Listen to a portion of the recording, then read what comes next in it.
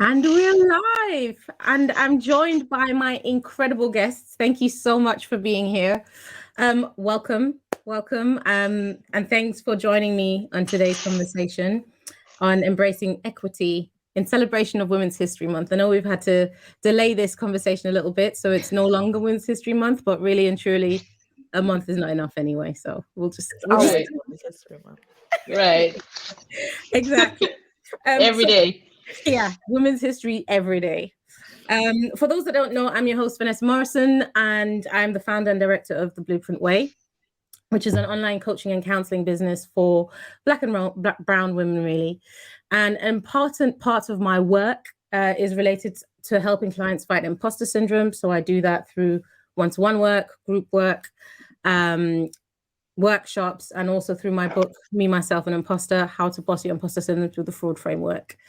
And I'm so glad to be joined by these incredible ladies who we'll learn about more a little bit in a little while. We do have a Q&A at the end, but you know, any other questions that are submitted in advance, they will be asked in between if there's space for that. If there's any questions that you have for any of the panelists, then obviously feel free to ask as we're going along, ladies. So as a disclaimer to start, there may be some strong language. So I don't know if there's children in the room or not once you're playing this, but discretion is advised, especially regarding children being in the room. And obviously because of what we're discussing tonight, it could be quite distressing. We're going to be touching on different forms of discrimination, which I think is quite obvious based on the topic that we're relating to, but I think it's important to point that out anyway, including racism and sexism. And so if you are feeling distressed while watching this in the replay, feel free to obviously take a moment for yourself. Okay, let's delve into what promises to be a meaty conversation with our special guests. Right, first things first. So we are joined by Melanie Peterson, who is the head of communication at head of Marcoms at GovMarket and a DEI consultant. As you can see from the slide here, Melanie is an experienced workshop facilitator and coach for diversity, equity, and inclusion. Her areas of expertise include empowering and empathetic leadership, as well as anti-Black racism. Based between New York City and Berlin, Melanie trains and educates organization leaders to understand diversity and belonging. With the interest of bridging DEI perspectives into digital transformation processes, Melanie also spearheads innovative projects as a marketing executive at GovMarket, a platform pioneering as an e-commerce space for governmental procurement. As a mother of two, she has a passion for lifelong learning and youth development in underserved communities. Welcome, Melanie. Thank you so much. Thank you. Thank you. Thank you. Thank you so much for having me, Vanetta. Also good to also meet you, Coach Tish. I'm excited, first of all, as you know, we had to postpone a couple of times. So I'm really glad this is happening. And I put my face on today because usually at this time of the day, I would have drool running down my face and be wearing pajamas. And I was looking forward to this conversation since you scheduled it, Vanetta, because as we work I work in predominantly white spaces, and it's always so good to have conversations with sisters and just the sisterhood in general, because I really miss being amongst, my people. And it's just this very different energy that comes with that. So thank you for setting that up, and also, for really also creating community, because it's something that we really need as a people. It's much, much needed and necessary. Absolutely. So thank you. A pleasure. Thank you so much for joining us. And now we're coming to Coach Tish. Natisha Willis is a coach with 15 years of experience supporting leaders in the life, health, and emotional health fields. Her current focus is on helping new experts thrive in their new home abroad without experiencing culture shock or loneliness. Natisha has a deep understanding of the challenges that come with leaving one's home country, and she provides valuable guidance and support to help individuals navigate the complexities of expat life. Her expertise in coaching and cross-cultural communication has helped numerous clients achieve personal and professional growth. Natisha is passionate about helping others transform negative thinking patterns and evolve into their best selves. She uses her experience as a 5-year expat and behavior change specialist to help her clients gain clarity on where they're stuck and develop strategies to move towards their goals. Whether you're a new expert, a seasoned traveler, or simply someone embarking on a path you've never been on before, Natisha's guidance can help you create a fulfilling and authentic life in your new place. Welcome, Natisha. Thank you so much for having us, for being here with us. Thank you so much. It's so, I mirror Melanie's comments. I'm just happy to be here and be in community and conversation with you all. You were reading. I was like, oh, I forgot about that. Come through, GPT. Listen, I felt the same. I felt the same. And this is all goes into a conversation that we're having about imposter, right? When you read your bio, you realize, oh, I did some stuff there. I'm doing some. This is actually right. Yeah. This is it. about. That's it. That's it. Thank you so much for being here with us, Tish. It's an absolute honor to have you. Thank you. Right, let's get into it straight away. We're here to talk about embracing equity. And I think one of the first things is to actually have an understanding of what is equity. Is any of you wanting to kind of start with that? Well, the first thing that comes to mind when I think of equity, I always kind of go back to this idea of removing barriers, right? This idea that everyone deserves a shot.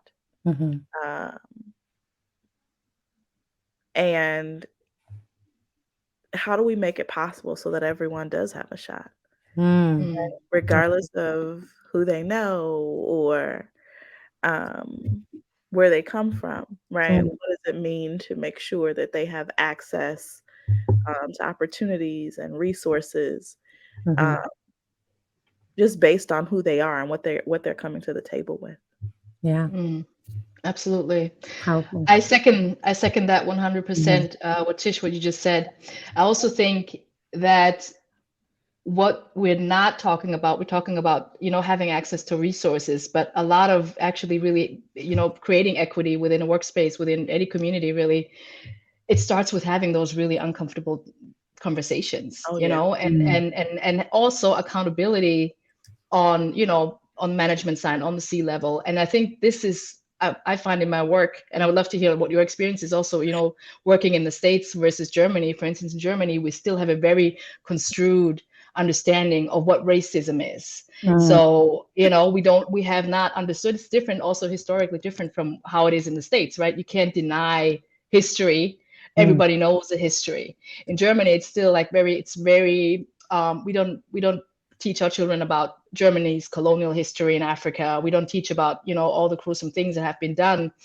So there's this very kind of like a naive understanding of racism as an individual form of behavior, instead of looking at it as a systemic barrier for people that has been created so that some people can benefit and while others have disadvantages. So also de-emotionalizing this conversation and really looking at it for what it is because of the structures that have been created.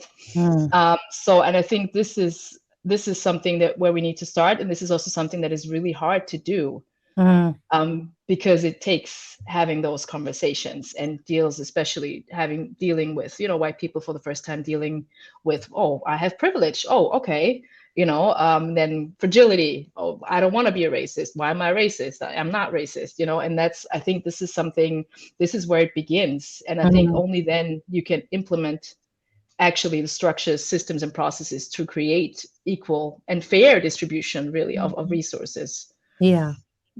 I think it's funny that you say we can't argue with history, but it definitely doesn't stop people from trying. Exactly. That's it. You talk about the States, and my DEI experience primarily came from tech, working in the tech world, and working with people who do deny history. I just think about, as a Black woman, I had to learn. If I wanted to not feel like an imposter, I had to learn kind of why things are the way they are, and what that means for me. And I feel like, just when I think about, it's so funny because now I'm working with, I feel like so, my DEI experience before was kind of from a systemic perspective, right? Like, let's shift systems, let's create strategy. And now I'm on the other side where I'm working with individuals where I'm like, let's speak truth to power. Let's make sure that you have what you need in order to nourish yourself. And let's call people out or in, whatever the case may be. Yeah. And so talking to, the people still will deny what's happened and what is. Like, people will deny what is. Like, there's this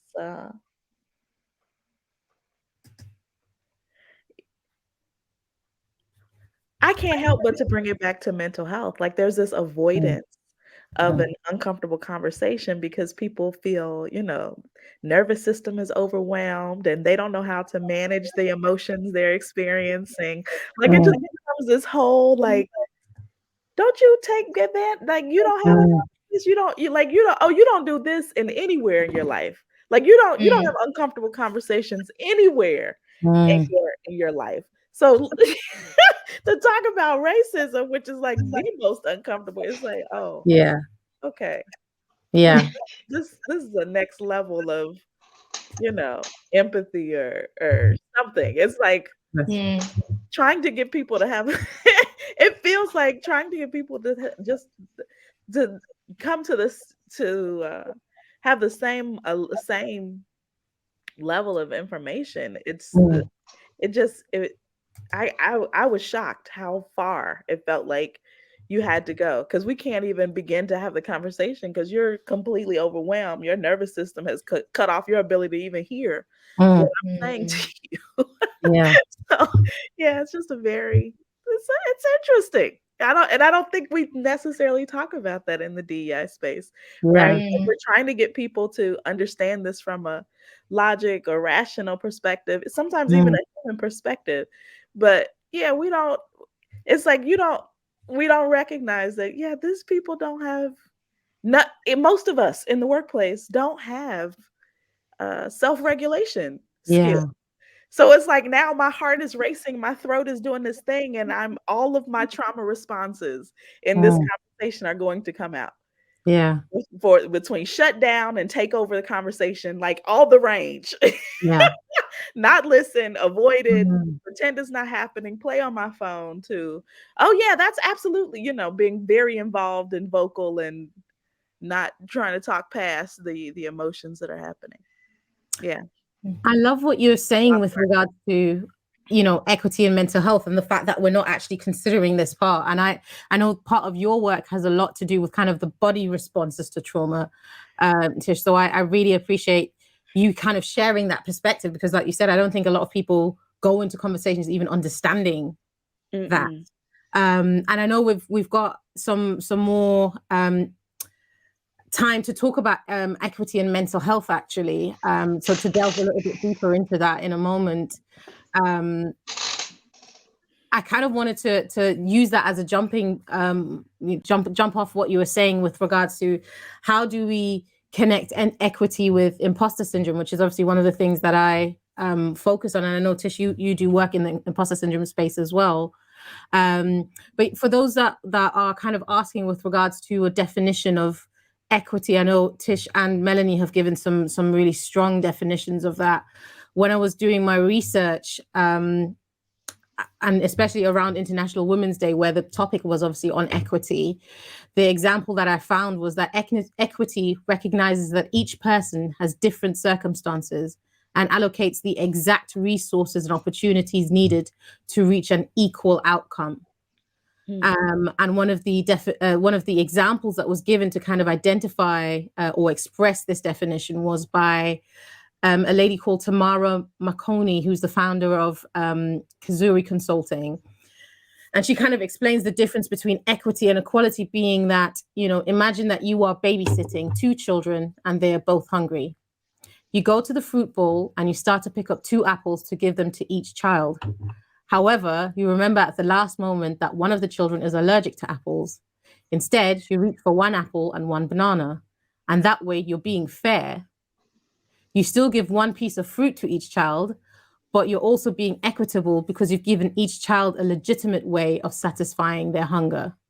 If you had gone for 2 apples, the child who's allergic to the apple would on the surface have had a way to satisfy their hunger, but they couldn't do that without getting ill. Mm-hmm.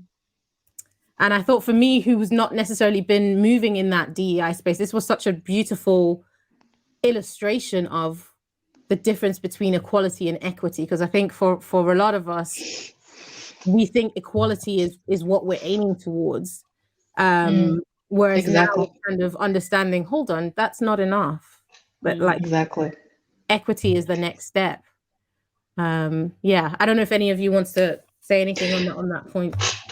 Absolutely, and I love the metaphor you just gave with the children with the apple and the bananas, because the way I like to describe it for clients, and predominantly I work the groups that I coach or the organizations that I coach predominantly are white spaces, right? Even individuals that I coach are generally white. So my perspective is very different, or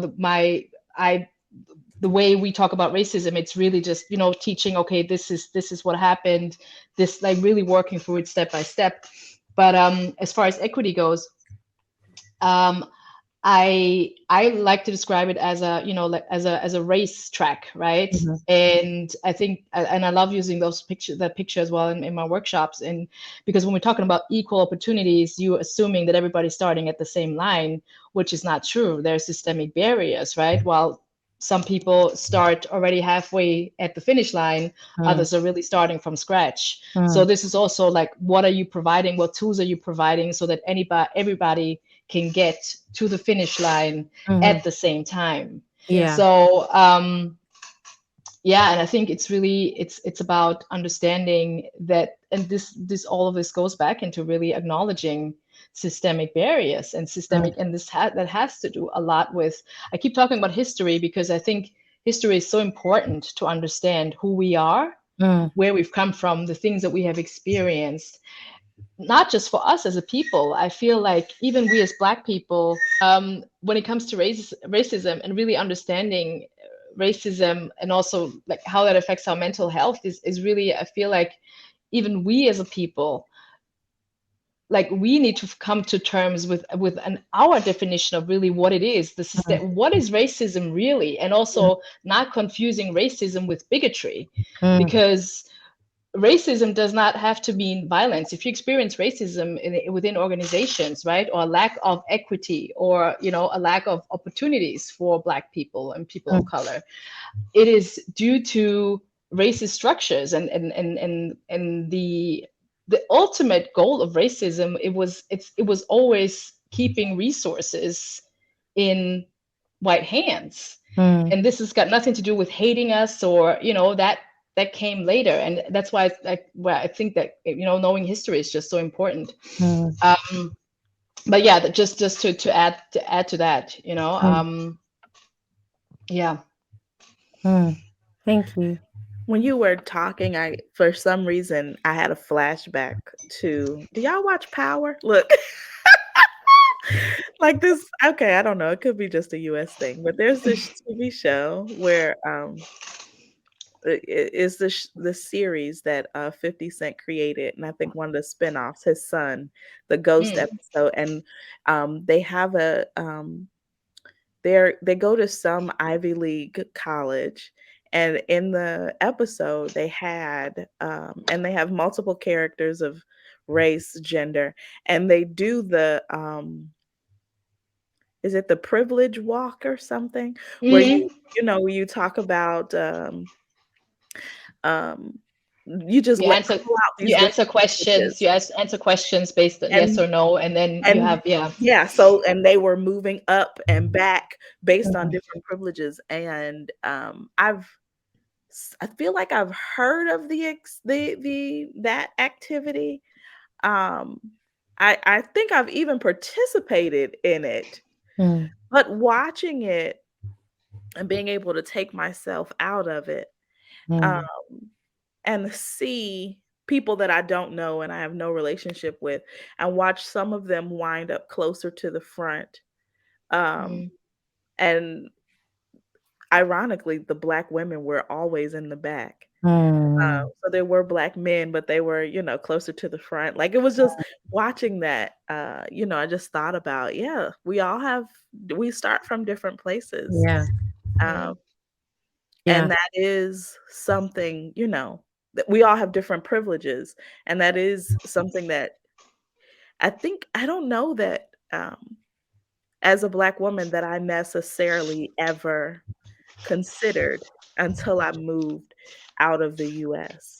I always, that I think that's when it became crystal clear for me, right? Very personal that, oh, I do have different privileges, right? Like, even though my family is from a working class um background and they still live in the hood, so to speak, right? Um my parents weren't addicted to drugs, right?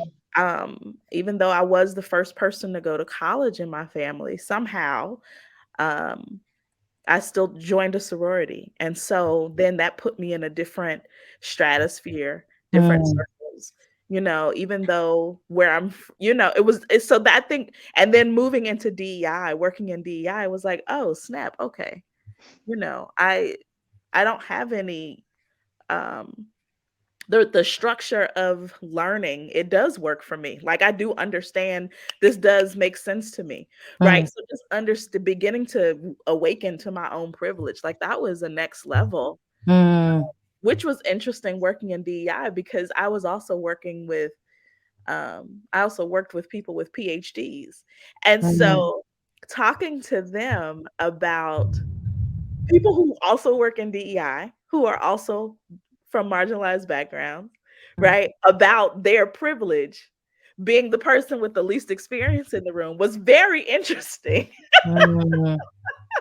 because it's like, I'm learning this about myself, but you all are not learning. This is so, it's just a very interesting thing. But just to bring all that back, like, yeah, we all have privilege. And we don't have to feel any kind of way about it, It's okay to acknowledge it as a statement of fact.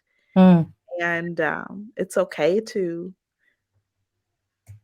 recognize it. But, that's, again, I think when we talk about equity, there's an expectation that only white people have work to do outside of the conversation that we're having, right? It's like, didn't you do your homework? Didn't you read about this? Right? As opposed to, no, I think we all have some digging in one way or another to do when it comes to, talking about equity. Yeah. Oh, that's so powerful. Like you're saying, awakening to our own privilege, and the fact that actually it's not just white people who have the work to do when it comes to equity. That is so powerful. Thank you. I wanted to delve a bit deeper into imposter syndrome and equity, because obviously that's a lens that I will always, default to. And I know, Tish, that is part of some of the work that you do as well with regards to imposter syndrome. And something that I found really interesting as I was kind of defining actually what is imposter syndrome, we've defined what equity is, and now looking into what is imposter syndrome.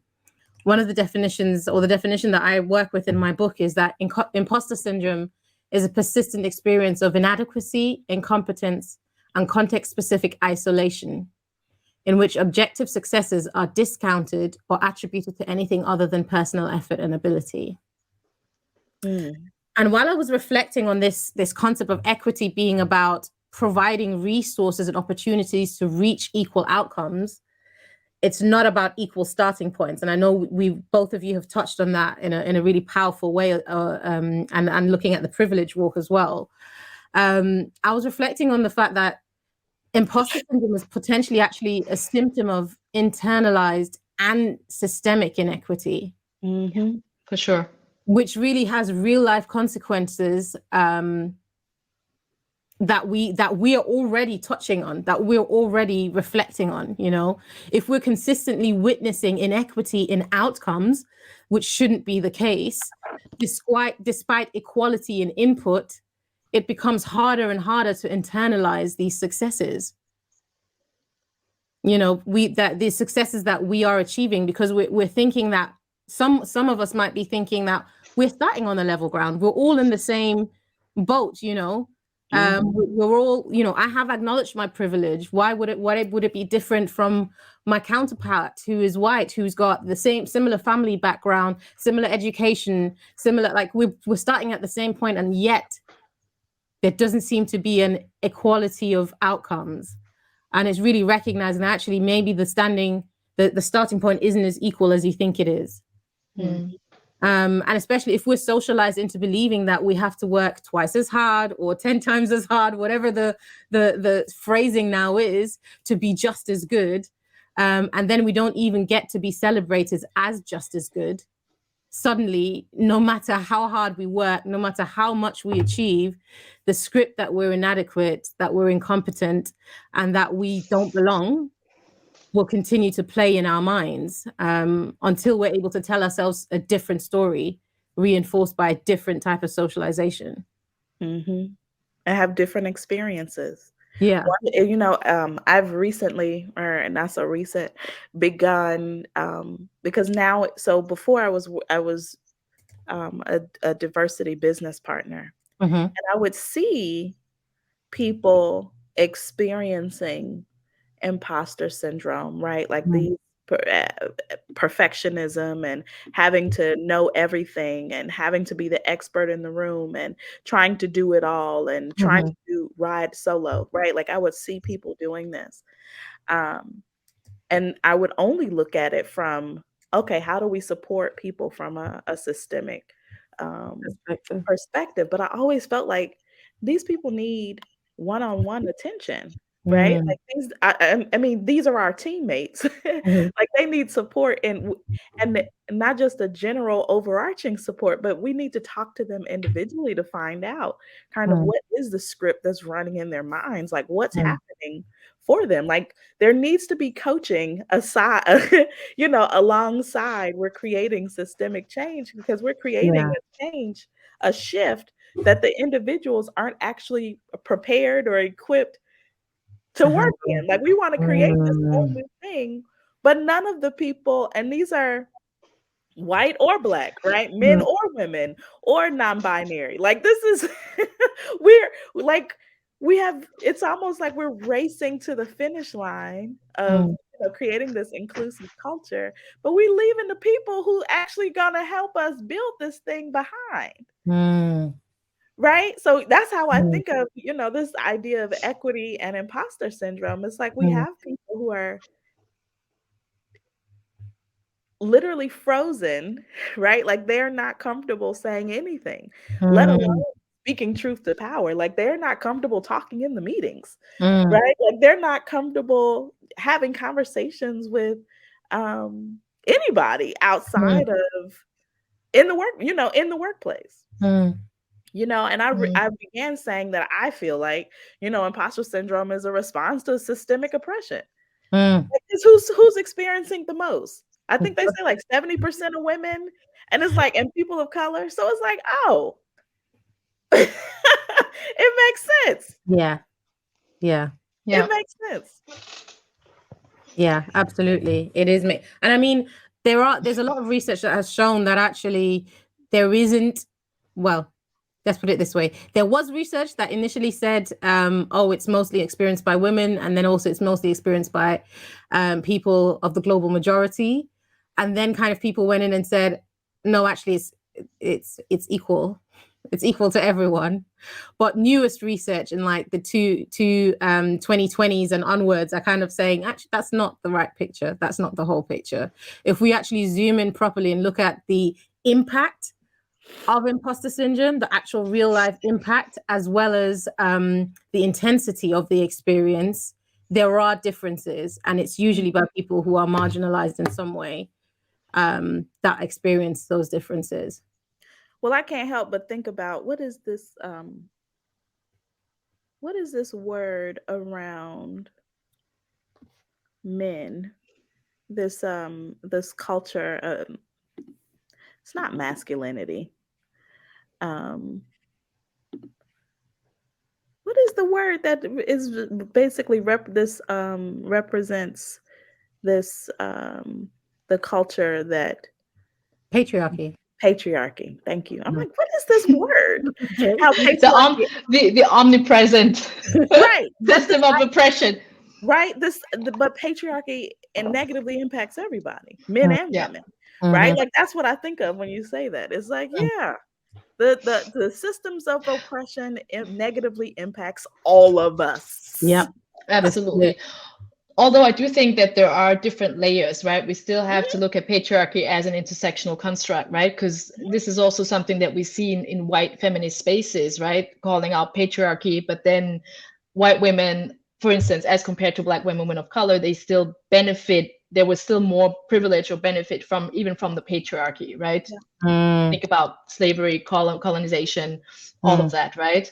So, and I think this is really, really interesting. And I think as far as all of the points that you touched on, Tish, as well, like where do we start? And I love what you said about leaving the people behind, right? How do we create equitable, how do we create equity in the workspace, in organizations, in teams, in communities even, you know, without really knowing what our people are going through.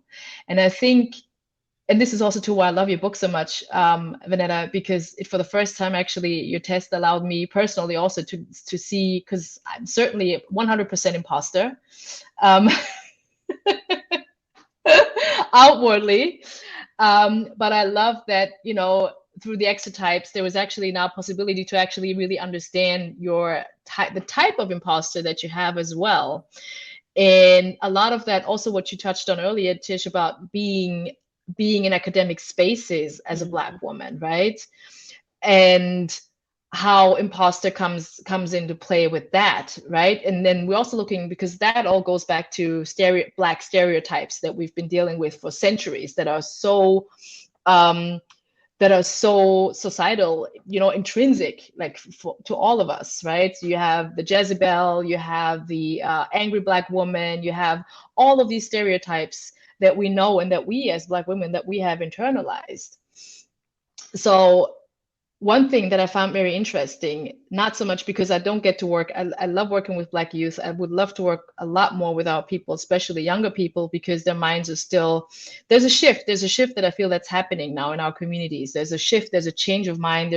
People are reading more, they know more, they know more about their history. And there's a really, like, I feel there is this anger as well that demands change. Which is something that I have not experienced. Like my generation, we did not have that. We were very much many of my Black peers, and we were very far and few between. So my experience growing up I grew up in Austria, so as opposed to, you know, in the States, was very different. I was the only Black person in my community, period. There was nobody that looked like me. So whenever I saw someone, I was like, oh my God, this is someone who looks like me. So even just coming into my own politicization, understanding and realizing not only my own identity, but also the privileges that came with, you know, being light-skinned and being able to be in spaces, having access to certain resources. We're still, these are conversations that are happening a lot more consistently now. And I think this is something that we need to hone on in, but also start a lot earlier in schools, actually best in kindergartens, you know, having conversations with our children to really empower them, understanding their power of their heritage, where they come from. And because I think this is the cure really to how to start the healing process for our people, looking at it generationally. Yeah. That's so good. And I'm sorry, I think I got kicked out by my internet for a little bit. But that actually touches on a question that came in with regards to how can we actually teach children about equity? Yeah, but I'd love for us to kind of to put pause on that for the moment, because I know that's going to be a meaty conversation, and we've started talking about workplace already. Equity in our workplaces, and thank you so much for the comments that both of you have made with regards to that already. One of the experiences that came about as I was researching the book on imposter syndrome, and again how equity in how imposter syndrome affects our workplace, and I guess also where the place of equity is that before the pandemic, women were already were already doing 3 times more unpaid care and domestic work than men. This unpaid workload has just increased with school closures and self-isolation requiring homeschooling and home care. The negative economic impact the COVID-19 pandemic has particularly had for women shows that although many women are flourishing in their careers, society generally still requires them to prioritize care duties in times of crisis. In other words, as women, we might be able to have it all, but only if we can do it all and be it all as well. With that sort of pressure, who wouldn't be feeling like an imposter most of the time? It's like constantly feeling inadequate is considered the fair price of admission by society for ambitious women. And then the second one was that when we actually look at research around business lending data, although more business loans were granted to women entrepreneurs in contrast to men entrepreneurs, women generally asked for business loans less or asked for less money when they did ask due to imposter syndrome. And as small as the gender difference with imposter syndrome may be in numbers, because I think within that study it was about 10% difference between the male group and the female group. And again, that's already missing out quite a lot of people who don't identify with either of those. But within the research that was done, as much as that it seems like a small numerical difference, it actually may have huge negative repercussions on the career or business development of many women. Are there any thoughts on that? Many on my end. I mean, except one that you just read about the pandemic. I mean, this is the story as old as time, right? And this is all based in a patriarchal idea of what womanhood should look like, right? Being perfect, looking perfect, having pushed out babies, still having a perfect body, and crushing it at work. And I think the pandemic also showed that really, we all know the studies, like burnout numbers skyrocketed during that time. And I still feel even within that, we're not really looking at, we don't know the real numbers of specifically women who had, who really struggled with their mental health and who still did not show or felt like they could not really show because of their imposter syndrome, right? You're supposed to be able to juggle it all, to do it all. And I feel like specifically, and this is something that is independent of the industry, something that I've also noticed with some of the clients that I was coaching. I thought maybe there's a difference, like depending on the organizations that you're working with. I work a lot with public organizations, public entities, people who work in public entities, but then I also work with quite a few companies that are in tech. Right, and tech is supposed to be a lot more progressive when it comes to flex work and providing opportunities. I see Tisha smiling. Obviously, you know where I'm going with this. So not much of a difference. The only difference being is actually the fact that women in tech, and there are actually studies that support the thesis that women in tech tend to have less and less children. For whatever reasons, we don't know the reasons, but there's just fewer women who actually choose a career in tech while raising children. So, it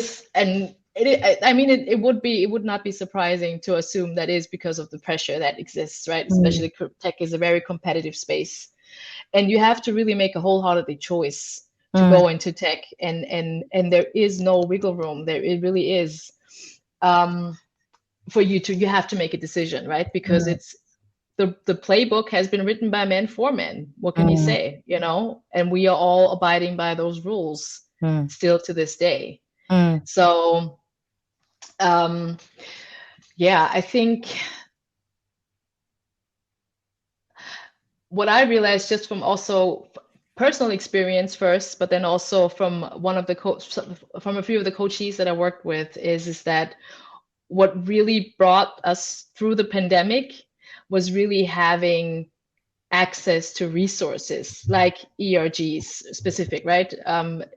employee resource groups or communities where you can really have an honest exchange. That of course only works if you have, if they're well moderated groups, if there's trust, if there's, but being able to have those honest conversations, because I feel a lot of times with imposters, specifically as Black women in the corporate space, we want to do it all alone. We want to be able to succeed. We don't ask for help.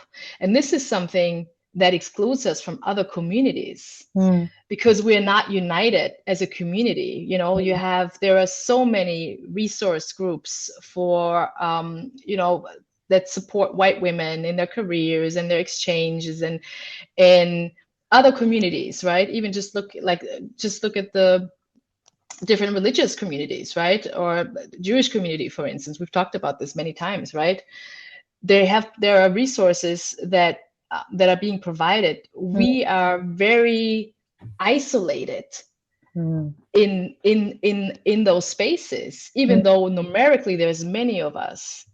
So, and this is also something that perpetuates and even fortifies imposter even more, because we don't talk, because we don't share, because we feel like we have to perform and be perfect and do everything as best as we can, being strong, the strong Black woman, right? Another stereotype. So and I think this is why it is so important to have those conversations, and also that employers create or help, create groups and create resources where those conversations can happen, where, especially as far as mental health is concerned. Yeah, absolutely. And touching on mental health, really, and again, the intersection between mental health and equity, as well, is that, I started working with clients who, again, are from the global majority, global majority backgrounds, who are experiencing high levels of anxiety and depression because of inequitable workplaces. This is becoming common now. Most of my clients that I work with within my counseling practice, that's what they're facing. And one of the examples was a client grieving the loss of a really close family friend, who was really like a sibling to them, and they've actually been taken to HR by their manager, because they're not sticking to office work policies during their time of bereavement. Despite the fact that there's no slip in this client's performance, they are excellent in the work that they do, absolutely excellent, and they're constantly being commended for doing excellent work, even in their time of bereavement, because they're not at their desk doing the work, because they're working remotely, because they need that time away. They've been recommended to the point that, they've been taken to HR. And for me, I'm like, this is not productive.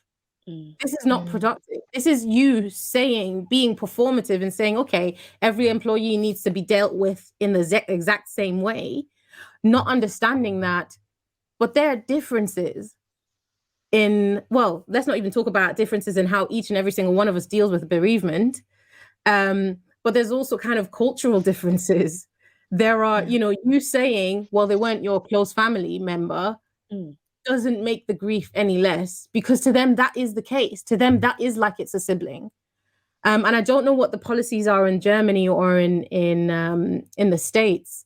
But for example, I remember when I was still working full time, as an employee, I think we had 5 bereavement days, and those could only be taken for your parent, your partner, your sibling, or your child, or your grandparent. I think that's it. And I, to be fair, I think the employer felt like that was quite generous, because there's many companies that don't care. So they were like 5 days in the year is quite generous for this. And I just think about the fact that how do and it's difficult as well, because I understand if you're a business owner, you're running a business, there needs to be some sort of leveling of, what, it's not fair for someone to say, oh, because of my culture, I need 14 days. And the other person says, actually, I could do with one, and I'm fine. I do understand that there needs to be some level of equality, but actually, how do we ensure equity? But isn't that a part of equity, right? That's the thing, right? We're talking about equality and equity because all of this also goes into understanding systemic differences and barriers, right? So what you're saying about having, equal amount of days for everybody, yes, but then you still have to provide different solutions and resources, even for team members whose culture you cannot relate to, or where you have no understanding. And that is the essence. That's the essence of creating a workspace or a space of equity. So in Germany, by the way, it's the same as it is. So we don't have any more specific days. Everything else, like official days, everything is more so kind of like, a question of how negotiation, right? And then everything that's off the books is off the books, depending on, your manager or the team that you work with. But and that is the thing. I think what needs to happen is to really have a real true understanding, and this is something of the people that you're working with, and the different cultures and all the nuances that come with that. Yeah. And yeah, because otherwise there is no equity. There really isn't. Yeah. I mean, I can't help but who are we talking about? Right? Like, who in this scenario only believes that the only people you need to take time off for are these blood-related folks? Right? The employer sets that. Well, I'm clear, but I mean, what group of people? Right? Like, let's be clear. Like, let's be honest. And I love that you keep using this term, global majority, right? Because the truth is, global majority, yeah, you deal with your mother's best friend, that's your auntie, because that's like your mother's sister. Like, all of these people, this is, what do they say? It takes a whole village to raise a child. That's it. Right? Like, so, yeah, all of these people are my family. I mean, listen, I think this is why I switched to the individual side, because I'm just like, tell them folks whatever fits the policy. Because I'm all for let's create a new system. In the meanime, lie if you need to. Move and move on. Because I just while we're creating this system and shifting systems and trying to get certain groups of people to understand the cultural differences and nuances of other people, suffering. Yeah. And in the meantime, listen, do what you need to do. Do what you need to do. And I'm a big proponent of, if we need to, get you to talk to a therapist and take FMLA, again, that's in the US. I'm always, who can we get to help you take some extra time off? Because your job is stressing you, it's impacting your mental health, right? Like decode FMLA for us, please. Family medical leave. Okay. Absence. Okay, yeah. I feel like I need to Google that. Family and Medical Leave Act. Okay. Right. So, but it's a law that allows you to take the time. Up to like 3 months, I think. And depending on your company policies, that determines how much time, right, you are able to take. If it's paid, how paid is it? Like, I think I've heard 70% paid. But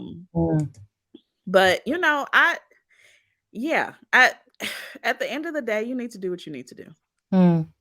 And you have to take care of, you have to put yourself in front of this employer, because capitalism will run you into the ground. All of us. So that's a whole different story. You know what I mean? But this idea of prioritizing our mental health means using these systems to our benefit until they're changed. And so, all you need to talk to is one person like me, who's like, oh, this is how you do that. That's This so is, good. this is how we, make that work for you. That's so good, because actually it's interesting that you say all you need to do is talk to one person, because I remember within my, again, when I was an employee, there was a co-worker who was caring for a partner with cancer. And so they had loads of time off, and I don't think anyone really cared for, like, how did they make it happen? How, like, you're dealing with a life crisis. Do what you need to do. Of course, there will probably have been a point where HR was like, we can't really pay you if you're not here. But again, that's something that they would have had to discuss with HR and their manager. But I'm also mindful of the fact that this particular person was also white. And for me, being at the time the only Black person in my department, 60, 70 people department, if I'd had been in that position, I don't know if it had worked out the same way.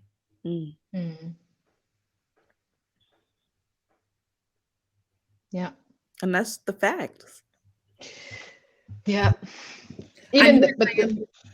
Sorry, I was just going to say, and yet I am also mindful of privilege that I had as soon as I became a manager. And so me dealing with a chronic illness, I've got sickle cell anemia. I realized that as soon as I became a manager, there was less pressure. Weirdly, even though there was way more work, the work itself was much more pressured. There was less pressure to perform. There was less pressure to be present.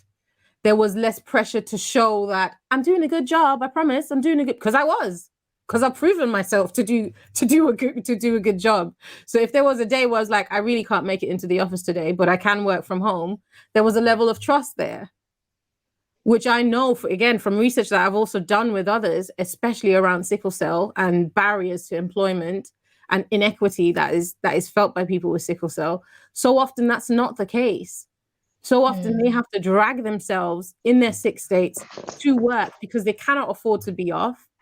They're not allowed to be off. And they have to show they are present, even though their job could technically be done remotely. And I love how COVID just, and it's interesting to start a sentence like that, but I love how the only thing that I think COVID showed well is all these barriers that people have put up to say, no, you can't work from home, were nonsense. Absolute nonsense. Because a lot of jobs shifted when they had to. So why can't you do that as a support to the employees that need you to? Listen, I feel like that goes back to us being honest about and upfront about where do we work? Where are we putting our effort and energy? Whose cause? What cause are we putting effort and energy to? And let's be honest. Like, I know, I feel like on social, we love to say these jobs don't care about us. As if it's every company and it's every job. And I'm not saying quit your job today. But I am saying, let's be honest about who these companies are. And who are the ones that are doing something different? Right? Who do we know that's working someplace that their employer does good work? That they, pay for therapy.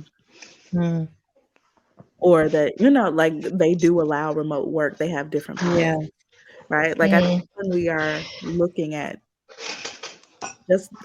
jobs, right? Because most of us need to have one. We don't look at that. Yeah. We don't. That's not something we're going into the interviews asking. So how did you treat your employees during COVID? Oof. Like what shifted? How did COVID shift the workplace? Right? Like for the most part, we avoid those tough conversations going back. It's like, come on, y'all. Like we have to be, honest about what we are asking and what we are. I mean, I'm not saying quit your job. I am saying while you look, identify some things that are important to you and identify companies that align with your values, that are in line with what's important to you. So good. What you're saying, Tish, makes me realize really how huge the gap is, just to see of all the resources that you talked about, employers working for paying for therapy, or having mental health coaches, Black mental health coaches, right? This is something that, for instance, in the GSA, we don't have. Germany, we don't have that. Like there, Black therapists are far and few between, very far and few. So we're looking at a very different struggle that I'm realizing as I'm listening, just being here. And one thing that we talked about, for instance, this is actually not a coaching client, obviously, because I work with organizations predominantly, but not a direct client, but a lady who was in one of my workshops. We started talking after the workshops, and she shared something with me. She was like, it was so much, and she's a woman of color. She's not Black, but she's a woman of color. And she shared something with me. And she said, it was so much easier during the pandemic because now we have the option to stay at home or go into the office. And what she has realized is that she has a family member who's mentally ill. She has to take care of. So she spends most of her working days in her house, working from home. But what she's realizing is also too, she's the only person of color within her division in her team. So what has happened, and that was not the case before, is that now she's facing, due to that, also that another barrier, that she's not part of a team. She's confronted with a lot more. She's facing a lot more biases from her manager in her team, because her white colleague goes into the office every day, is in the office every day with her manager, even though she's more above in that rank. So I feel as though, if we provide those possibilities, we still have to account for what kind of dynamics are being created within that different flexible frameworks of working, right? And we're talking about bias is a big thing when it comes to that, right? Especially in different culturally different teams, right? So this is something that and I realize this is something that we had not really dealt with, pre-pandemic. Yeah, and that for me is something that, again, like I say, it's the reality of that hit just before the pandemic, with regards to living with a chronic illness and as such an invisible disability, that the approach towards you is very different than other people, because there's still an expectation that you are able. This ableist agenda of, this is how we expect work to be done. And we're not talking about your competence. We're not talking about your skills. We're talking about the culture. Yeah. This is the culture. You need to follow that culture. And there's conversations that I was having moving from Germany to the UK. I've never really worked within a German workplace because I did my studies and then working in the UK. But one thing that struck me in the UK was this, I would say, pressure to socialize with work colleagues. And that if you didn't, there was inherently something wrong. And the thing with me, I like most people. I get along with a lot of people, but this thing of, almost on a weekly basis, we're going out on a weekly, like, join us for a drink or whatever. Like, I don't drink alcohol. I don't mind going to the pub with you, but I don't want to do that every week. Also, I have family, and we've already spoken about the fact that my family is not just 5 people. It's a village, I have friends, I've got community. Like, I just feel like the pressure that you're putting on me to be at every birthday celebration, colleague's birthday celebration, at every, Christmas meal and whatever else. I'm like, this is adding a mental pressure to people who don't follow that culture, that I don't think a lot of people understand. I don't think those that are usually in leadership understand, because they're just like, oh, just go along, like, just be social. And I said, you don't get it. You don't get it. And I'm not even talking about, for example, people who work and then send most of their earnings to family members in, countries that are usually in the Southern Hemisphere. Like, what for them, going out to the pub every week does not make sense. It makes no sense to them because they're watching every penny. Yeah. You know, but they also don't want to be seen as, oh, you're the one who didn't add to the birthday gift for X this year. You know, like, you know, office tension now because everybody's looking at you as actually you're maybe not as generous as we'd like you to be. Yeah. And I'm always going to put a plug in for coaching or belonging to community, because these are the things that a lot of people experience. And we often keep ourselves from sharing with other people. But the solutions that we're looking for, right, that are reasonable, that help us to navigate the workplace when we have these exceptions.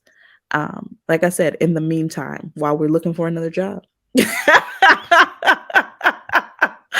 In the meantime, before we land that other role, like there are communities that are centered, and the support will support you, and just figuring out how to navigate this thing. Yeah.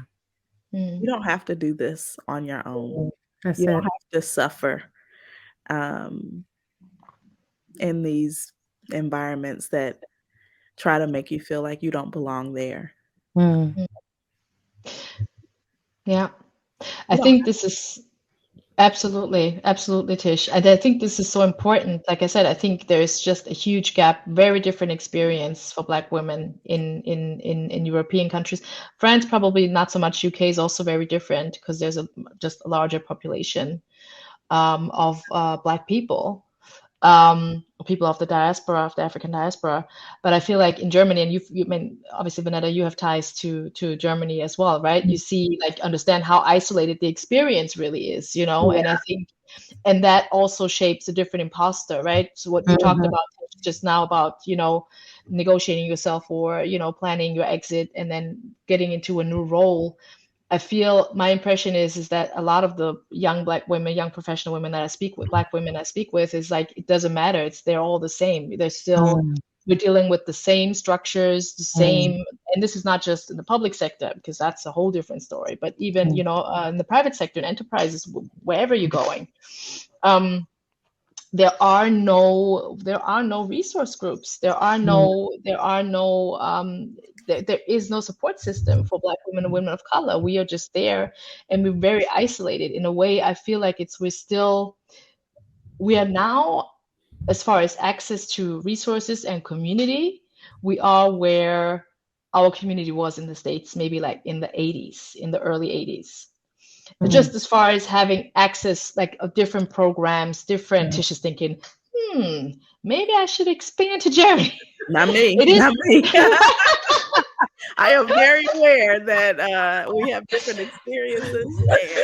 One of my I'm just, because I'm thinking, you know, obviously I'm not a mental health coach. I work, you know, I do DEI, but this is something that is just so needed.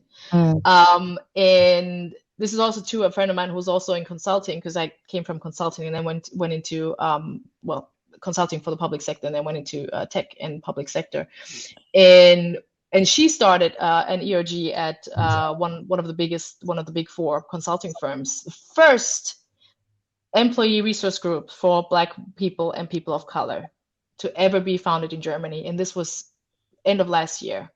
Wow. So this is just the difference that we're talking about. And I think, and in a way it really is. And I was reading up on this study the other day, and I think there was this mathematician at Berkeley. I think his name was Uri Treisman. Tish is nodding. Yeah. Okay. And he discovered, he taught at Berkeley in the late 70s and early 80s. And he discovered that, you know, his Black students were doing performing significantly worse than his white and students of Asian descent. And so he interviewed his students, and because he was like, of course, you know, the dean and the board, everybody's like, yeah, because they come from underprivileged homes. And, you know, I can imagine what the conversation would have been in the 70s and 80s. And he was like, nah, I don't think that's what it is. And he sat down and he talked to the students. And it turns out that while the white students studied in groups, the Black students all studied by themselves. And that led to them performing as they did a lot worse than their white and Asian peers. And this goes back again. It all goes back into community, right? And this is something in us being isolated. Yeah. And I feel like we in Germany, we are still at that point very much.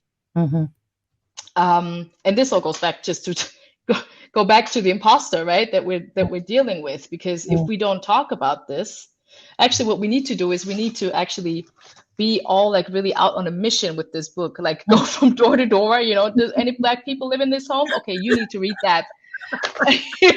You need to read this, and then hit me up or reach out to Vanetta, because but this is really how I feel, because this is really, and this is where we are really. And I hope that a lot of people watch this and see, okay, there's Tish, there's us, there's you, the resources exist, we are here, but we still need to create a space where we are united, and where we're together, and where we create easy access. Yeah.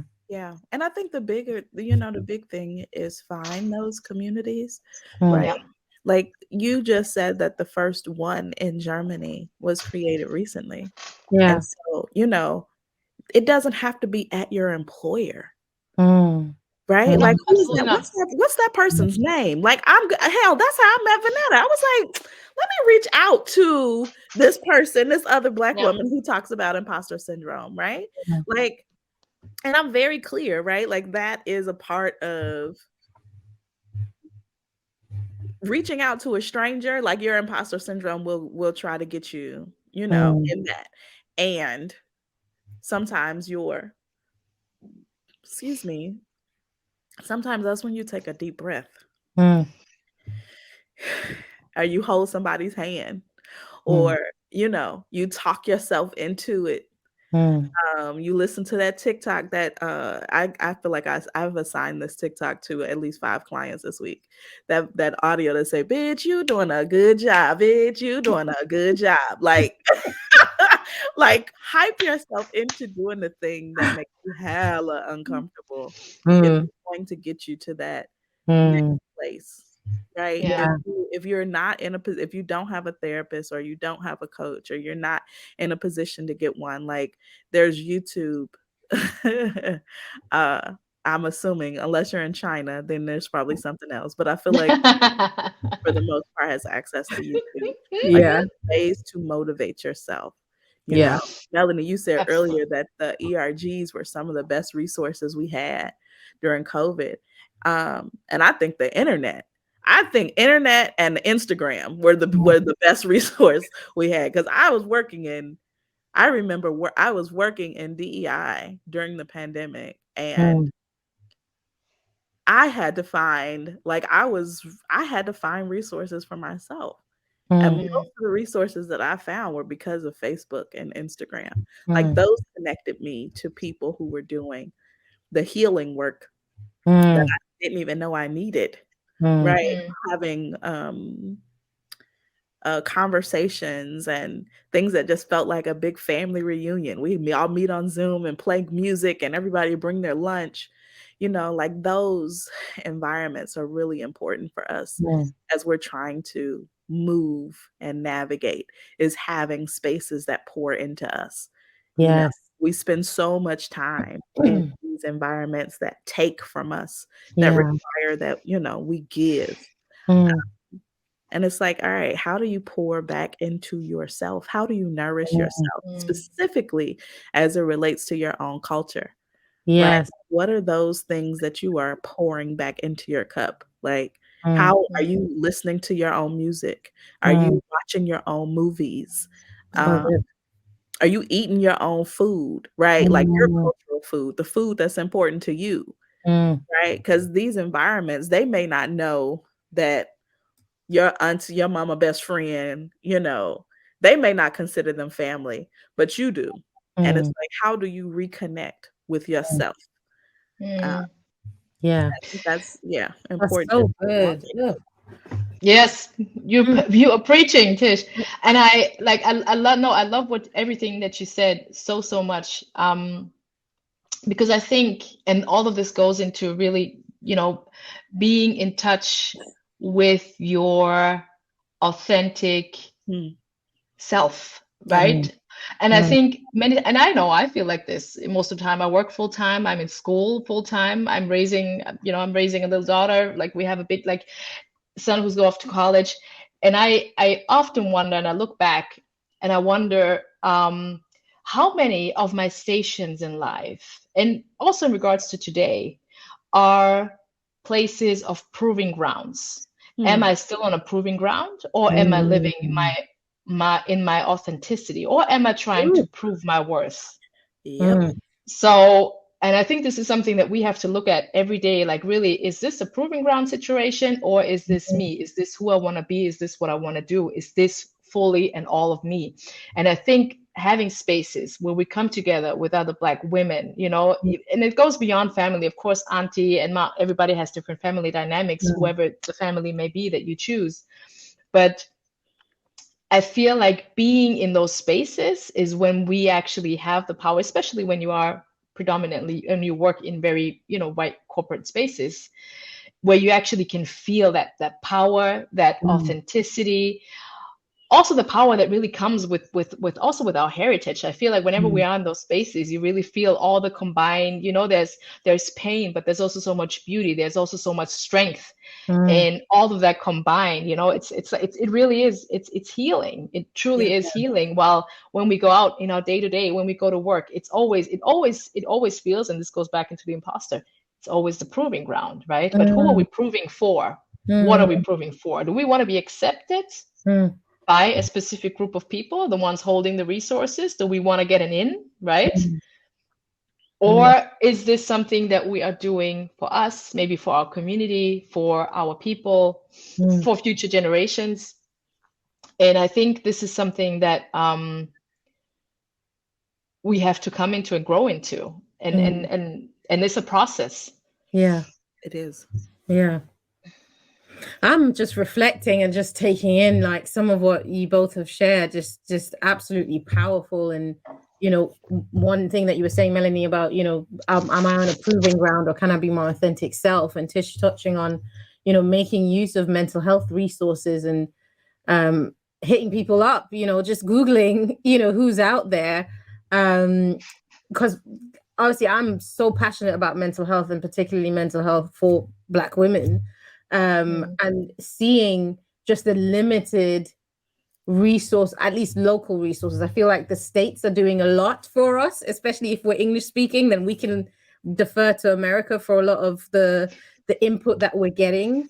But at the same time, understanding that, there are some incredible resources in the States, your work being some of that, Natisha, but it doesn't necessarily translate as much into the European or the UK based framework. So how can we create those resources for ourselves, but maybe in collaboration with people who are already doing it, rather than feeling like we need to reinvent the wheel, actually connecting with the people around us. I think I'm really positively just challenged by that. And I think of my connection with yourself, Natisha, as well, and all that I've been able to learn and glean from how you think and how you structure approaching your clients, and my clients benefiting from that, just recognizing that I'm not working in seclusion. I'm not working in a silo. There's these, I've kept saying to both of you, like, I'm so excited about this conversation,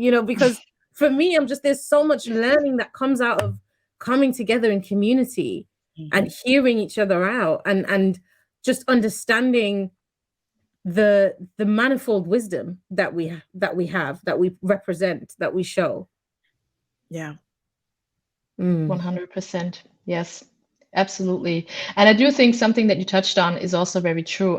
Language can be a barrier as well, having access to those resources, right? Yeah. Specifically in Germany, we have a lot of bicultural women who were raised by, one white parent, who do not have access, or who are not connected, with their African heritage, but yet they are Black. So that experience in itself is very isolated, but yet they are still Black. They identify as Black. And then later on in their lives, I was very privileged in the way that I was raised by a Black mother from an African country. I know my family. I'm close with them. That is a huge privilege that I have to many of my peers who grew up in the same space. And I feel that there's this search, there's this longing that we all have. We all have that longing for community, especially in a place, in a world that is not controlled by us. And I wrote this. Aside from that, I wrote this LinkedIn post about, like just thinking about, because there's this book called Noughts and Crosses. I don't know if you know about it. Yeah, Vanessa is nodding. Yeah. So it's a book by a British author, Tish, and it's fiction actually. I forgot the name of the author. Mallory Blackman. Mallory Blackman, yes. Yep. And she wrote this book about, and it's fiction, basically about what the world would be like if Africa had colonized it. And there's also actually, I think the BBC, they launched a TV show about it as well. Yeah. And the TV show, if you don't have if you don't feel enlightened, or you don't want to read the book, the TV show is absolutely, it's stunning. It was mind blowing to me just to see that utopia, quote unquote, to see, because in that show, it was a world that's segregated, right? White people and Black people, but Black people were in power. And then so everybody wore African print from all over the continent. White people too, because it's the norm. It was the norm, right? And instead of Big Ben, you would have a ginormous statue in the middle of London of Queen Oshun, of goddess Oshun. Yeah, you gotta watch it. Everybody, listen, everybody has to watch it, because this is just so empowering and so really mind-blowing. I digress. This is actually not where I wanted to go, but what I wanted to say is that really just creating a world and a space for ourselves. She's like, I'm going to look this up right now. No, it is. It's truly amazing. It really is. And even in this show, the microaggressions, they go the other way around, right? So it's very interesting to watch, and just to be like, oh wow, so this is what it would be like. But we need to. So I feel like we need to do is start with building our communities first, and really having. And that a lot of that also has to do with also as Black women overcoming, our internalized the self-hate, but also, betting against each other, which is also steeped in our history and all of that, especially in spaces where there's not many of us, and I think in order to, take the next step, we really have, we need to find a community. So like, I can't emphasize it enough. Thank you so much, Melanie. There's quite a lot of questions that have come out of this that I'm really, really hoping we can touch on. I'm mindful of both of your time as well. And one of the things that kind of came up was, how can we teach children about equity? I think you kind of already touched on that a little bit, Melanie, but I don't know if there's anything else that you want to say to that. Yeah, I mean, what we try to do, right? I mean, this goes back into how my husband and I, we come from two very different worlds, right? And in the beginning, this is something a bit personal, but I'm sure that maybe a few people can benefit from it. So my husband was raised in New York City. He's Brooklyn, bred and born, very powerful Black man, and I was very much, I was raised to be quite the opposite, very amenable, and being, like, can't we all live together in peace and harmony? And he, when we got together, he was very much like, nah, this is not how it works. And we learned and we grew together. So he came a little bit in my direction, got rid of a little bit of that New York distrust against everybody. Not much, but just a little bit. But one thing that we did agree on from the very beginning is on how we raise our children to be very, aware of their culture, proud and aware of their culture, their heritage, but also making sure they always win. And this is something that we have not in the past, and being very present as parents, being somewhat, for us, what we do is that we quite a bit, I'm sure a lot of people experience as a bit overbearing, but we have to be, right? We can't save, or we can't avoid that our children, that they experience racism. It's the world that we live in. But I will sure as hell always be that parent that is always up in that school, that is always making trouble, that is always saying, no, don't do that, don't do this, don't do that. And it causes a lot of uncomfortability, because we are those parents in every setting, always.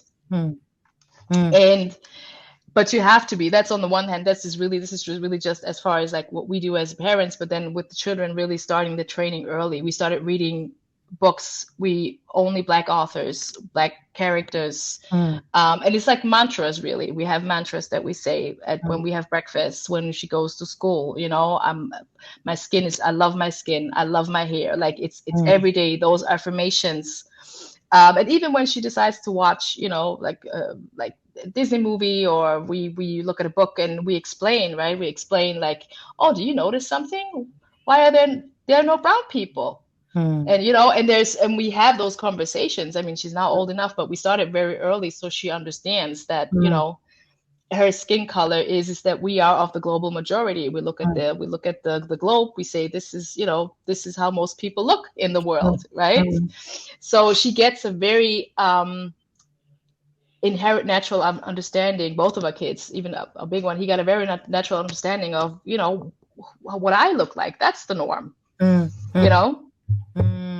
And I think this is a shift that's where we really have to be very, very, very intentional about. And that takes a lot of work, because everything around us is telling us and teaching us to do otherwise. Yeah.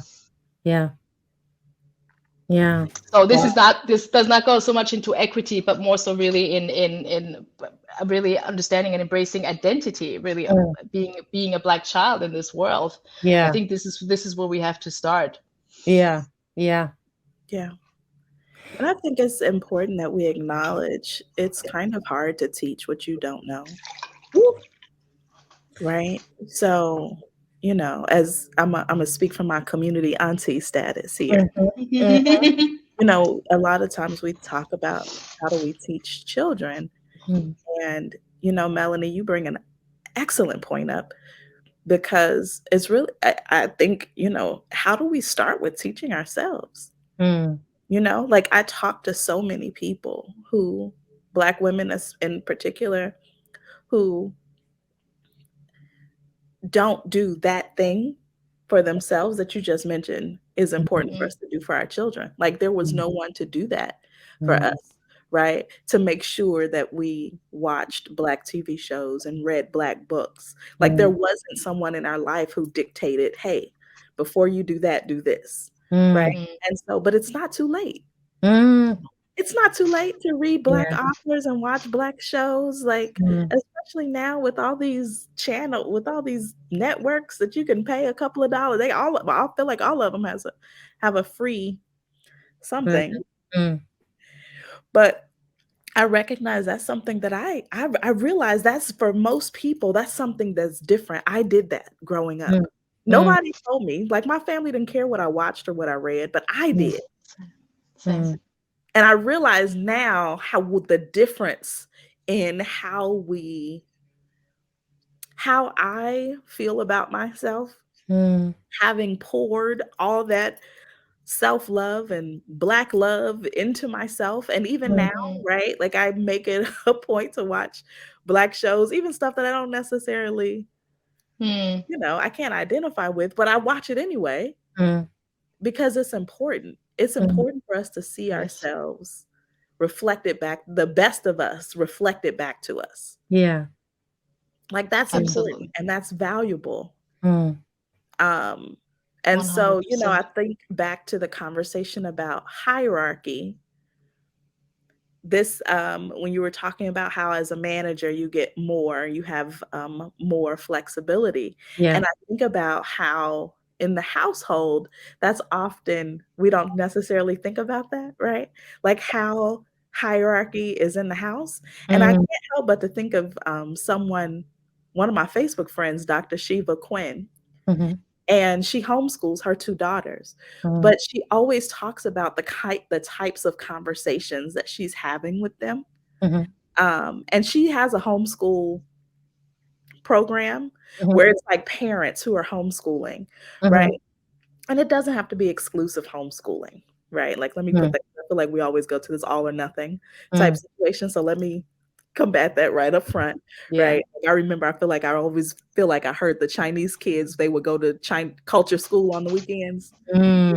Children go to school during the week, they can still get some culture on the weekends. But her children have these equitable conversations about, like, they wanted to go to school. And so, she fought it, and then let them go to school. 2 weeks in, they were like, oh no, we don't want to do this. We're good. Like, these children, we're in prison. And, like, it was a complete, just thinking about, we don't always have to be, as parents, as adults, we don't always have to be the all-knowing, right? Like that expert imposter type shows up. Like, we don't have to, we can have conversations. Like, children have some of the most enlightening perspectives if you ask them. Right? If you ask them, and if you invite them to the conversation, as opposed to trying to put something on them. So how do we teach it? We practice it. We learn it for ourselves, and we practice it in varying degrees. Come on. Ooh, yes. Thank you. Absolutely. Thank you. And I guess that kind of ties in with the next question of how can we establish equity in our homes? Is there anything else that, I know, Tish, you've kind of covered that already, but is there anything else that you want to connect to that? Meditate. It's hard as hell. Listen, this stuff is not easy.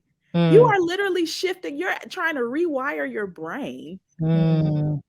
Right? Like, when we try to create behavior change, we're rewiring how we have looked at the world, what we think is the right way to do things, the right way to approach. And so you have to be able to, I think you need a practice, some type of mindfulness practice. And meditation doesn't always mean sit in, Buddha style, cross-legged on the floor. Like, you can walk and meditate, right? It's really about being present, fully present. And the more that you practice being present in whatever environment, the more you become present in every environment. So I'm thinking about an app, I think it's called Balance, and I believe they have like a free trial, and they have walking meditations, eating meditations, drinking tea meditations on this app. And you can choose, there's a Black man, and then I think there's a white woman, and they might have some more meditation guides on there. But yeah, get present, practice presence, because the thing that we're looking to create is something we more than likely have never seen before. Yes. And so giving ourselves that grace really requires being able to respond to heightened emotions in the moment, being present to the heightened emotions, being present to what's happening in your body in the moment. That's taking a breath. Right? Children, our fingers, whatever that requires. But as you try to create that, be mindful that it is it's an emotional, it's a brain, it's a neuropsychological thing. Like, this isn't easy stuff. Certainly is not. So good. Children also, I feel like I agree with everything that you just said, Tish, so much. And I also feel like children, they give you the opportunity to become grounded, to become really more aware, right? Because they are very relentless when it comes at reflecting yourself back to you. It's like you have a constant mirror, especially once they hit that age where they can have those conversations and they say the things that you would not expect them to say, or they observe. They're very observant, and they reflect it back to you. And I think as parenting a child is a wonderful opportunity to become more present, also self-aware. And I think for me, I mean, we've talked about this, right? For me, I really feel like when I had my daughter, it was really like, was my wake-up call. It was really like I held this baby in my arms and I was like, okay, okay, it's getting real now. Now I have to deal with my stuff. It's getting real. Got to deal with it because we don't want to pass it on. So, and I think, and it continues. It's a never ending journey. You never get to a point where you're like, oh, now I'm healed. Now I'm done. And now this is it. It's like, oh, you have those moments like, oh, you're showing me a side of me right now. I feel really uncomfortable. And this is also something where we fall into this trap, big patterns that we know we have learned from our parents, yelling at our children because we're dealing with these emotions that are coming up. And instead of listening to the child and what the child needs right now, we are just like, okay, make it go away. You have to function how I want you to function. So I think, I think this is really, this is a wonderful opportunity that we have as parents as well, parenting children or being aunties, being, having children in our space. Yeah. And it's hard. It's hard. I don't know if we talk about that. This is not an easy, this isn't just flick on the light switch. Like you are really literally deconditioning yourself. And that is not easy work. I love what you said, healing is not a destination. Like it really is a journey. And it's how you begin to live your life. And you'll uncover, as time goes on, you'll uncover different ways that you can continue to heal. Right. I think that was something I had to recognize is, oh, it's not X amount of, it's not this logical, rational way that we've been trained and, into looking at the world. It really is about allowing that journey to take place. And it's not 5 years of therapy and 18 courses. And like, this isn't a degree. This is a lifestyle. Yeah. So it's like, how do you work? How do you, right? And I think, again, I don't think we can say it enough. Like, if you can get in community with just one other parent who cares about this thing the way you do, like it really helps and takes some of the load off of trying to do this work alone. This is not meant to happen. Healing cannot happen by yourself. Healing has to happen within community. And even if that community is you and one girlfriend and, God, spirit. That's one of my favorite quotes from you, Tish, is freedom requires friends. Yeah. Like Coach Tish, freedom requires friends, because that is so powerful and so true. Yeah, regardless of what you're trying to free yourself of, especially if you're trying to free yourself of some type of systemic oppressive ways of being. Like, we got to get some friends on this journey. So here's a question then. And I think it's probably going to be the penultimate one before we finish is, how do we measure equity? Because I know, Tish, you mentioned about, this is not, there's not a plan. This is not a, follow the recipe and voila. But obviously in workspaces, and as far as I guess maybe from the outside, not being a DEI consultant, I feel like, oh, isn't it your job to give us the recipe in work environments? Nah. Well, I think you'll have people who give it to you, right? But don't be surprised if the cake you thought you were baking is not the cake you get. Okay.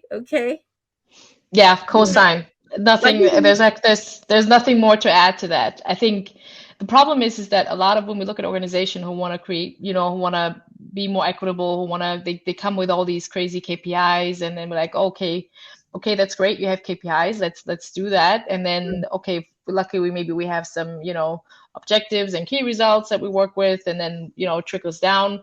But then, you still have employees leaving, especially employees of color who are leaving, and then you're like, oh, so this is not the problem. We have implemented all these policies, and then it turns out there is not really the will to make a change. There's a different goal that's behind it, that maybe we just want to look more equitable on the outside. And that's something, that's a honest conversation that I have with every client from the get-go, is like, okay, what is it that you really want? Are we looking at employer branding? Like, are we really just looking at communications? What is it exactly that you're looking to do? And especially once we start with the trainings, because the trainings is kind of like, it's like really going into, it's like every organization, every team is like going into a family, and you see all the dynamics, and you see who pulls the strings, and you see like what is the real, you see the real agenda, and that's where you can tell,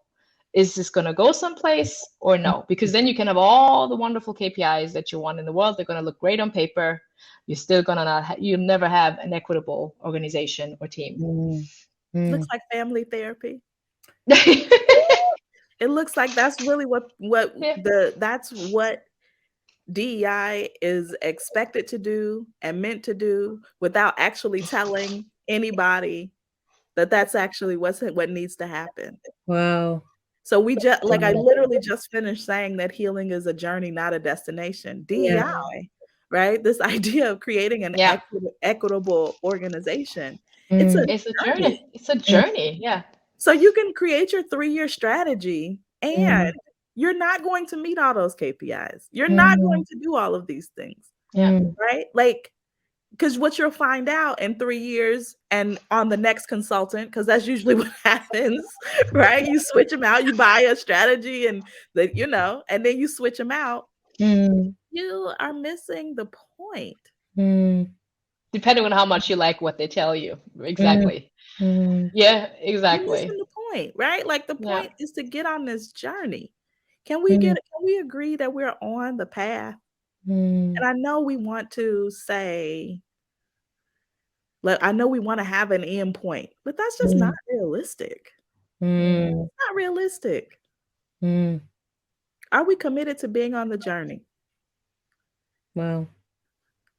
So the question is actually even the wrong question in terms of how do we measure it? Because ultimately, like, I love the analogy that you brought about you're the family therapist within the organization, because it is about unearthing all the trauma, all the biases, all the, aggression and whatever else has happened, and working through that before you can even bring about any sort of behavior change.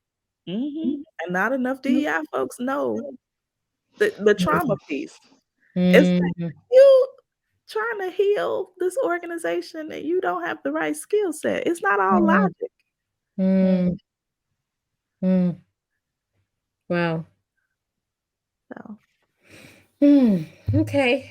I think I'm like, there's just so much to chew on for me. I think we'll probably make this the last question. It's related to, is there a way, and I think this was something that you had mentioned, Tish, whilst we are, in organizations that maybe aren't as equitable as we'd want them to be, to look at organizations, like, start looking for another job whilst not quitting your job because you need the money. But is there a way to assess equity looking from the outside in? Yeah, ask the people who are in the organization. You steady trying to do this thing on your own. It's not gonna work. You don't know what's happening in that house until you in the house, unless somebody in the house tells you. And at least that's my opinion. The best way to get a job, and that's the only way that I've been able to get jobs, is literally through the people that I know. Yeah, and then on top, to add to that, I agree. Like, building a network with people, or having a network, building connections with the people that are in the organization. But then there's also a set of questions you can ask just to get a glimpse or an understanding of where they are, right? We're talking about mental health, right? If you ask, what kind of mental health resources do you provide for your Black employees, right? What's the answer to that? 9 times out of 10, you will not get a satisfying answer.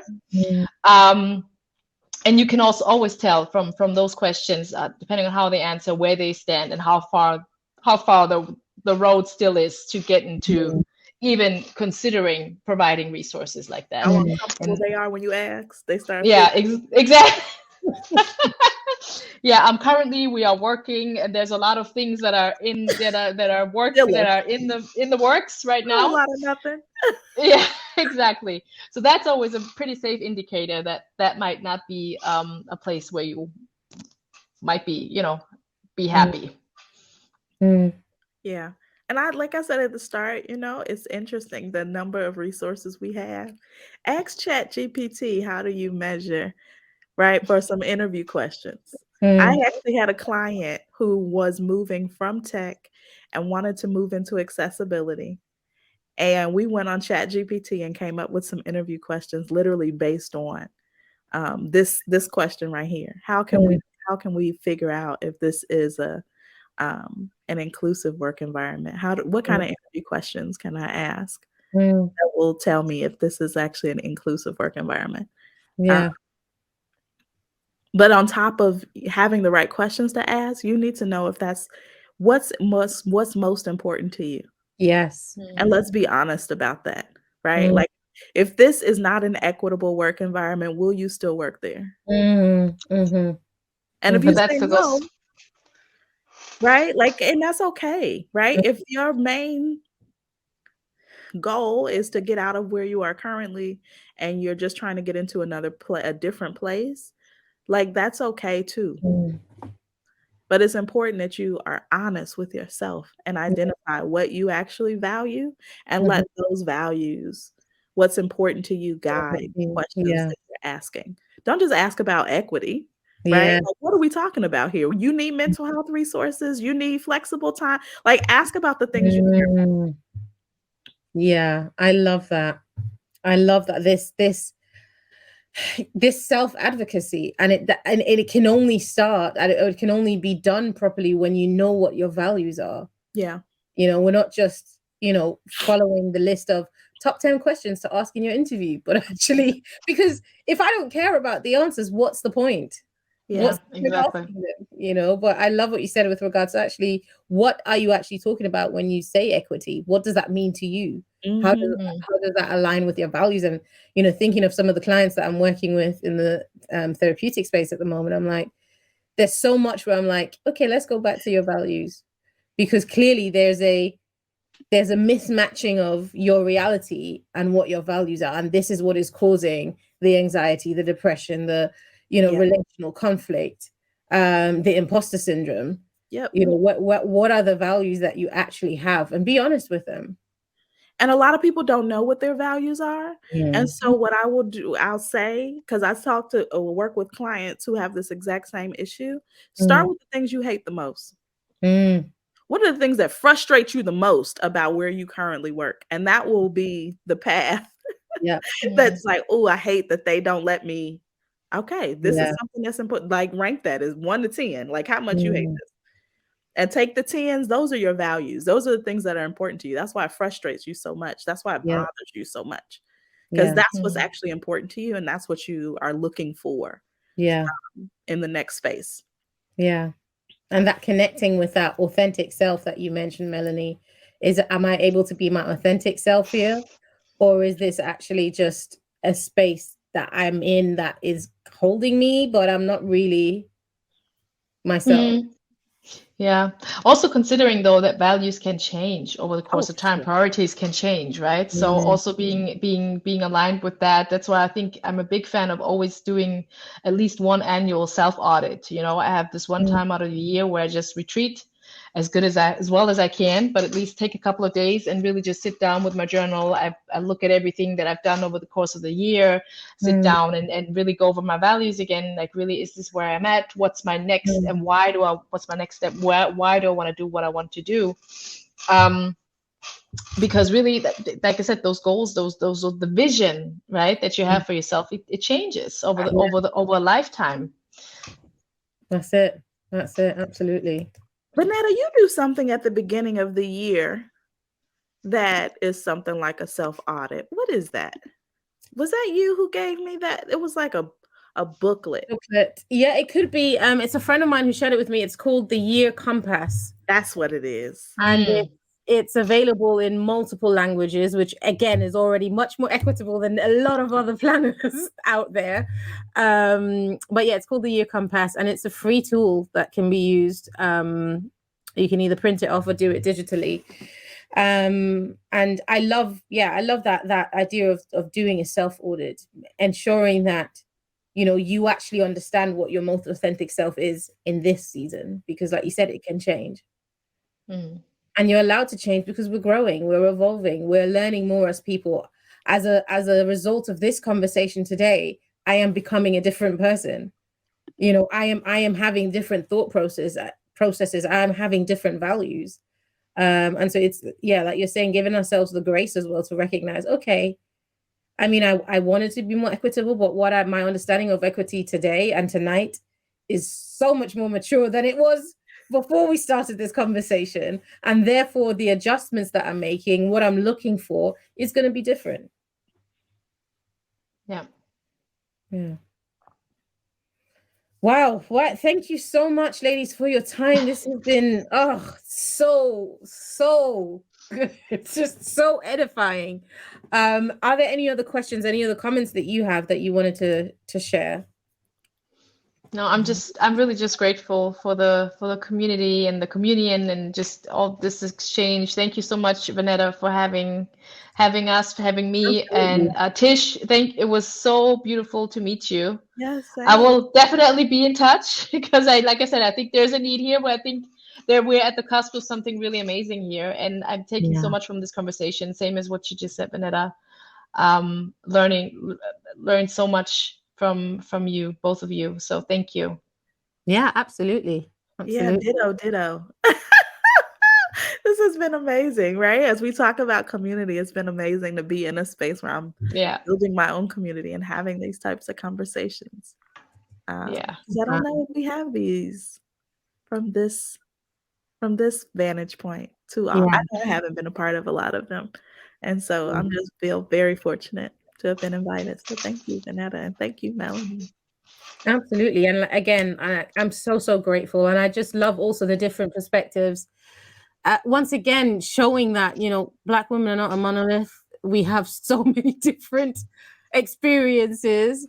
We are in geographically completely different locations, which is also affecting the type of cultural interactions and whatever we have with our clients, whether they're in the corporate space or one-on-one clients. So thank you so much for being open and vulnerable about that as well, and for sharing, insight into how different cultures are doing it as well, and how different cultures are approaching the topic of equity, and yet also the power of there being intersections in our and touch points within our different experiences.